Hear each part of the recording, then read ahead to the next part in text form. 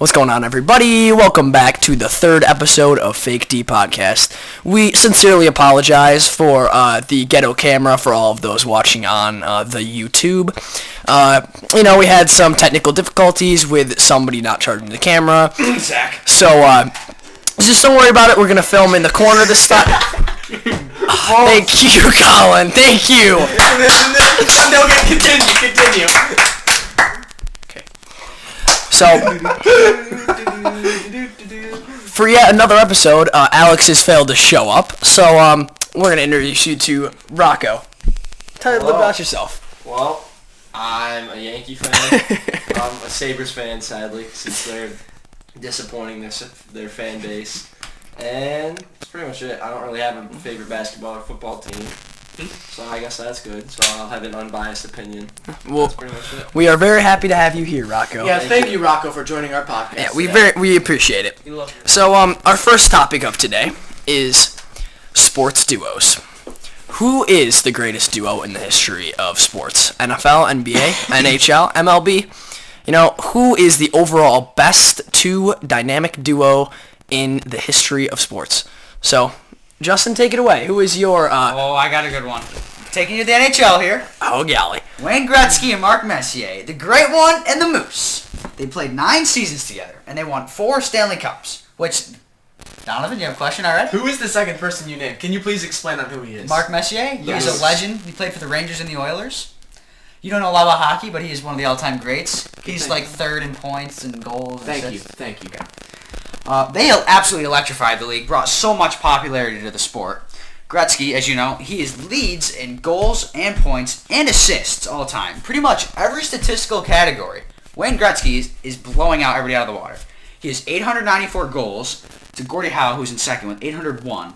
He has a total of 2,857 points to the next closest with Jaromir Jagr with 1,888. That's almost 1,000 more points than the next closest player. He has 1,963 assists, which is way ahead of everybody else. Messier is also third in assists and third in goals. And Gretzky shares over 40 regular season records. And including one of the main records is he has most goals in a regular season with 87. And they were an absolutely dominant juggernaut of a dynasty in the Oilers. And they will be remembered in hockey for the rest of hockey's history. Well, that is great. Unfortunately, I've never heard of either. I have heard of Wayne Gretzky, but unfortunately, I don't watch hockey. In basketball terms, he is the Wilt Chamberlain with the championships. Well, there you go. Okay, let me go to mine first. We're going to toss it over to Donovan over here. So when people think of, the greatest duos of all time, you think of Michael Jordan, you think of Gretzky, you think of Shaq and Kobe. But then when you think of the NFL world, you're thinking of Montana and Rice. Okay, Montana and Rice lit up the 80s and 90s. They are arguably one of the greatest NFL dynasties of all time, probably behind the Patriots. But together, they both won 5... Well, no. Montana won 3 Super Bowls, right? I don't know. This is your presentation here. Okay, whatever. Well, all I know is Rice has 5 rings, and Jerry Rice is also the all-time leading wide receiver with receiving yards, receiving touchdowns, most seasons with 1,000 yards. In Montana, before the essence of Tom Brady, was considered the GOAT of quarterback position, but that's just my spiel. So, I think I'm just going to snag that from you and say, when you think of the greatest quarterbacks of all time, you think of Tom Brady. And when you think of the greatest wide receivers of all time, you may think of Jerry Rice, but the next name you may think of is Randy Moss. And those two players just happen to play together. Randy Moss and Tom Brady went on the 16-0 streak in the 2007 season, which unfortunately ended with a loss to the wild card Giants. But just some stats to throw out there for you. Randy Moss had 23 receiving touchdowns and 1,493 yards, which are both some of the most in NFL history. More of the touchdowns. I think that is the most in NFL history for a wide receiver. And Tom Brady passed for 4,800 yards and 50 touchdowns, running the greatest offense of all time. No. And I'm sorry, they're not. They were topped by the 2015 Denver Broncos, led by Yours truly, Oh, Peyton Manning. just statistically. Yeah, it is. Oh, okay, Look thank it you. up. So specifically, statistically, apparently they are passed by the Broncos. But here we talk more about the actual production that they put out, Well, rather at least they than won the Super Bowl that season. we're talking about. Can you shut the up?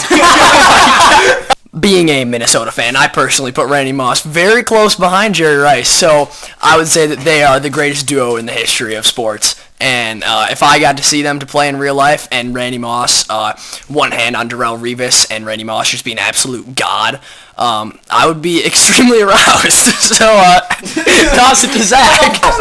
Fine. I hope you guys saw that at home, yeet.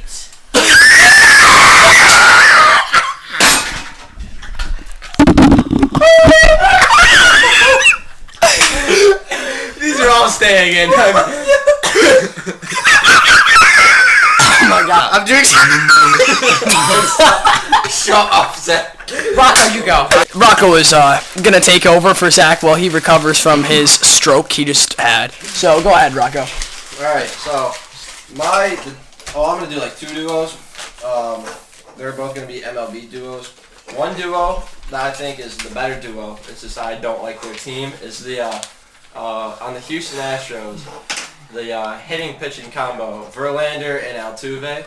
Altuve, he's insane. He has incredible power for his height. I think he's like 5'10". And then Verlander, he's got disgusting pitches. Just those two carried the team to win the World Series in 2017. And then my other duo is Aaron Judge and Luis Severino, who are both Yankees. And Judge, he's obviously a really good hitter, as he won the home run derby as pretty sure it was as a rookie, and also he broke the rookie record for the most home runs in a regular season, being 52. The previous record was 49, but he got. Zach has lost his speaking privileges due to his outright disgusting and inappropriate actions that have occurred on this show behind the scenes. So we're going to skip right to the next topic. One of the only topics of the day, though, we're going to talk about the NBA teams that are going to have a great improvement next year. Personally, my own picks for the most improved teams. I have three picks here. Personally, my pick for one of the teams that's going to improve most next year is the Indiana Pacers, who had Victor Oladipo, their star player, injured most of the year, which was an unfortunate loss for them. Who they thought that they could make it a few rounds in the playoffs. Probably not a contender, but losing him was a big hit, and I think that they could really improve next year. Another team that I have improving, of course, people may say that I'm biased, but the Timberwolves. Nope. With the injuries that they suffered this year to Robert Covington and to Derrick Rose and to Tyus Jones, they started a lineup last year that looked like it would start in my local YMCA league. Unfortunately, with Karl-Anthony Towns out too, so I think they can make a great improvement next year. Probably on the edge of the playoffs, bubble playoff team, maybe a 9th, 10th seed, but improving from their record, at least, the record standpoint. I think they might be able to sneak into the playoffs, even in the tough West, especially if Karl-Anthony Towns comes to play and Andrew Wiggins doesn't look like literally a degenerate. But and also lastly, I would say, and I know many might be shocked by this, but I will say the Warriors will further improve next year. Hear me out here. Elaborate. Hear me out here. So, not only did they go 73 and not... You can't do that. The Golden State Warriors went 73-9 with just Klay Thompson, Draymond Green, and Steph Curry as their star players. Are they a better team with Kevin Durant? Yes, they are a better team with Kevin Durant. But I think that their record can improve, and they can further their odds at I take that back. They will not have better odds at the championship. I think that the Warriors could improve more on their team involvement, team chemistry without Kevin Durant on the team, especially with some tensions between Draymond Green and Kevin Durant during the season. I think that, like I said, their star power is obviously better with Kevin Durant. But if they can keep Klay Thompson, I think that they can win another championship. And personally, another championship, I think that they have those on lock. I would put all my money on that team if I had to make a bet right now. So, Well, you're gonna be a broke To man. counter I'm telling you. what Owen just said about the Golden State Warriors, we are forgetting a couple of important factors. One, they had a very young and healthy Andre Iguodala. A very young. I wouldn't say great- very young. Younger and Younger. healthier Andre Iguodala. A great Harrison Barnes, who a lot of people forget, but he played great in the playoffs. A younger Andrew Bogut, who was a solid center. And yeah, so those are three key pieces. And you're not guaranteeing right now. We don't know that Kevin Durant. Well, he's probably going to leave. And we don't know if Clay's going to stay. And if they don't have Clay, I think their chances of winning championship drop by a significant margin because he's a huge factor to that team. I can agree. But back to what I was going to say, to add on to Owen's Indiana Pacers, they have lots of cap space, so they do have the chance to sign another great player. And they have a great supporting cast with Sabonis and Evan Turner and Darren Collison. And then my main team that I think will be on the rise next year, which I think people are forgetting, is the Los Angeles Lakers. LeBron James was hurt for 14 games, or maybe it was 17. And most of the entire starting roster was hurt last year, which was a main reason why they didn't make the playoffs, and they struggled significantly due to injuries. But LeBron will be back, and he'll be hungry, because everybody's counting him out, because he wasn't in the playoffs this year. Yeah. Kuz, Ingram, Ball, they're all going to be back. They're all going to be ready. They have a great supporting cast, and they have a top 10 draft pick. They have loads of cap. They could sign another Supermax with another player and a draft pick. So I think they are going to be at the top 4 seed in the West next year. My last pick, I am a little biased. I think the Denver Nuggets. We have a great core around Jokic. He's probably the most consistent center in the league. One of the best passing centers we've ever seen. He averaged a triple-double in this year's playoffs. Sadly, we lost in Game 7 to the Portland Trail Blazers, which they are one of the hottest teams in the playoffs. We have lots of young players, and now, for the first time, we have playoff experience, which is going to be huge. And last year's draft, we drafted Michael Porter Jr., which we haven't seen a single minute. But in high school, he was brilliant. So I think he will be a great asset to the team. And people are also forgetting, because we don't play him, we have Isaiah Thomas, who was an MVP candidate 2 years ago. So having him come off the bench could be a huge factor. And he might come back and be the most improved player or sixth man. Yeah. So I think they have a very promising future. So even with their great season they had this year, I mean, obviously they got out in the second round, I will but say it'll be harder for the record to get better, but I think their chances at championship rise. Yeah. all right, I respect that. His chemistry. And I would say one thing. You guys are missing three pretty big teams. One, we all know that's going to be better than the Knicks with all the Zion hype and Kevin Durant and Kyrie teaming up there. But there's two other teams that you guys are forgetting. I would say the Kings are definitely on the rise. The Kings were an 8 seed until Marvin Bagley went down with the last few games ago in the season. He went down with a knee injury, I think. And then you got the Phoenix Suns. Okay. You have a very bright and promising star in Devin Booker. DeAndre Ayton had a very solid rookie season, averaging Underappreciated. Yeah, he was averaged 15 and 10, which is very good. And then you have Josh Jackson, who's a solid wing defender, and then you have Mikal Bridges, right? Is his Yep. name? He's a very solid wing defender. He averaged 1.5 steals, I think, or something like that. But then you have Ja Morant with the second pick in the draft, and I feel Ja Morant. Are you guaranteeing that? I see them getting the second pick in the draft. All right, well, it's So you're guaranteeing Ja on the Suns next Well, if they get a top 3 pick, it doesn't matter who they pick. Zion would be an improvement. Ja Morant would be an improvement.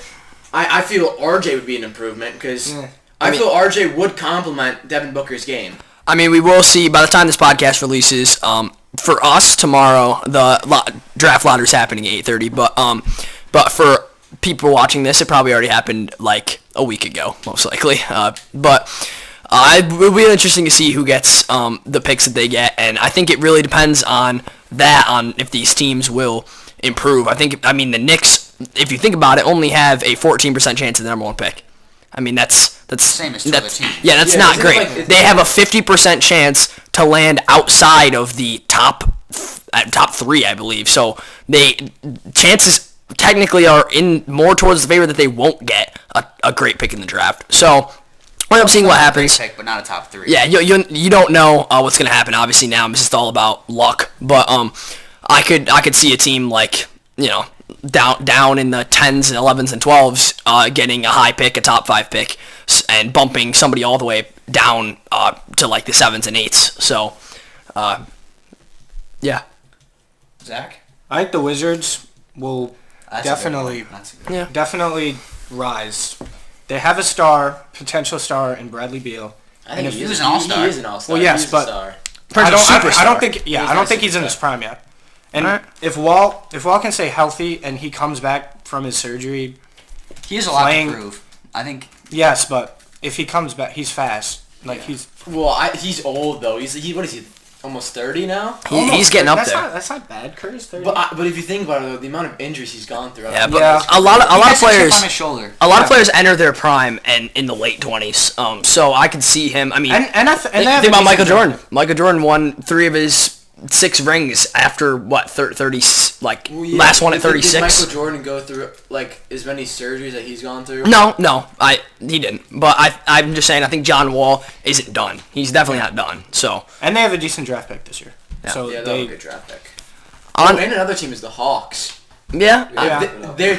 I think they are one of the teams that is they're definitely locked in on. Yeah, top five it pick. all really depends on how the picks go on if a lot of these teams improve, and if they can cash in free agency. I mean, that's one of the. I mean, if you're a small market team, it's really tough to get a great free agent. But someone like New York might be able, even if they don't hit in the draft, they can hit in free agency with a pretty good odds to hit in free agency. So, flip side of the pancake, we have teams that will decline next year. My personal pick for a team that will decline next year is the Los Angeles Clippers. I don't know why, honestly, but I think it really depends on if they can land a free agent. If they can land someone like Klay Thompson, or even Kevin Durant, Kawhi Leonard, Jimmy Butler, then they probably will improve. But I mean, Lou Will's getting old. Their players are getting old. Shai Gilgeous-Alexander's on the rise, but I don't know. I just don't see it. I can't see them being in the 6s and 7 seeds and like a top 5. I can't see the Clippers being that type of team. So I have them going down. I know. I think also their year was kind of a special year this year. They didn't. I mean, they played great, obviously. I mean, they brought the Warriors to 6, which is a great accomplishment against a team like that. But I think that, I don't know, I see them moving down. I can't see them being a contender in any time soon. I think they need a lot more draft picks and some more time. So I see them going down to more like a 9 or a 10, just outside the playoffs for sure, but I don't see them making it this year. I would say one team, 2 teams actually. One, this is pretty obvious, the Raptors. It's whether they hit or miss on Kawhi Leonard. If they sign him, I think they won't. I think they'll be even better than they were last year. But if they don't get Kawhi Leonard, then I don't think they're gonna be very good. Yeah. And then 2, this is another obvious one. I would say the Celtics. I say the Celtics are a mess right now. I might actually disagree with you on that because I think without Kyrie, I think that they'll be even better. I mean, look what they did without Kyrie last year in the playoffs. Without him, maybe they did better than they would have with him. I think that he brings kind of a bad chemistry to the team, and I think they're better when they can work the ball around to everybody and distribute the points. And I think Gordon Hayward is very underrated now that he is kind of pushed to almost the third option on the team. But I think that he can still lead a team and at least be a solid 20-point-a-game scorer. Maybe not an all-star, but close. And I think Jason Tatum could potentially be an all-star. So I almost put them as one of my teams on the rise. But I think their record-wise, I think they'll stay about the same. Jaylen Brown needs to improve, though. I mean, he's doing great. Don't get me wrong. He's doing great as a defender and a perimeter defender. But I think that he needs to take steps on the offensive side of the ball in order for them to take the step into the tier 1 of NBA teams like the Raptors and the Warriors and the Bucks. So Last team to talk about on decline. My pick is the Charlotte Hornets. Kemba Walker carries the load for that team. I believe he wants out of there because they are never a contender. They've never been for the past as long as I can remember. Their owner, Michael Jordan, he may have been one of the greatest on the court, but he's not exactly a good owner. He's a horrible owner. No Okay. offense, but They have no star he's talent. probably not listening, so you don't have to say no well, I'm offense. talking to you. Though.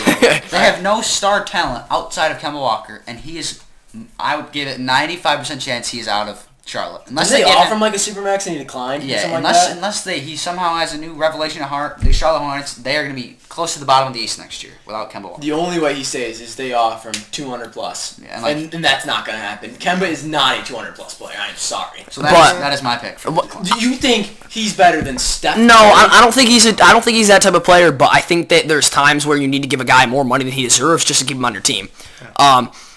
the Timberwolves thought that Andrew Wiggins was that type of guy, and they threw him too much money, and he ended up getting even worse. But if they didn't throw him that type of money, he would have left.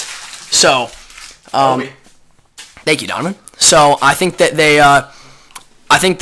they should throw him that type of money, but if he takes it, it's his own decision.